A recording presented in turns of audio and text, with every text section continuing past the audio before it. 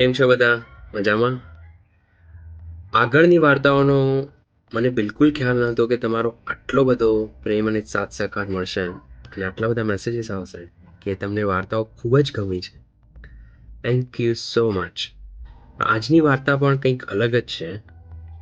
તો વાર્તા એમ છે મિત્રો, અમેરિકા રહેતા રોહન દરરોજ રાત્રે ભારતમાં પોતાની માતાને વિડીયો કોલ કરતો હતો.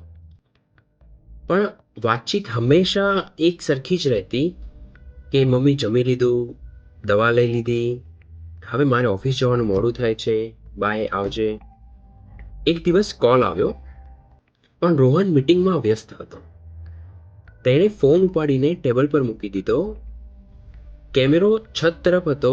10 મિનિટ પછી જ્યારે રોહને ફોન હાથમાં લીધો ત્યારે તેણે જોયું કે માં હજી પણ લાઈન પર જ હતી. તેની માં એકી ટસે સ્ક્રીન પર જોઈ રહી હતી. રોહને પૂછ્યું, મમ્મી ક્યારની છત પર જુએ છે, કંઈ બોલતી કેમ નથી?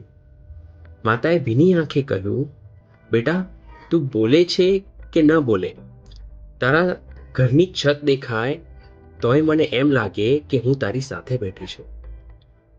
તારી વ્યસ્તતામાં મને માત્ર થોડોક શ્વાસ સંભળાય ને તોય મારું પેટ ભરાઈ જાય છે. રોહન સ્તબ્ધ થઈ ગયો. તેને સમજાયું કે જે વિડીયો કોલ માત્ર 1 મિનિટ રૂટીન હતું તે તેની માતા માટે જીવનનો સહારો હતો.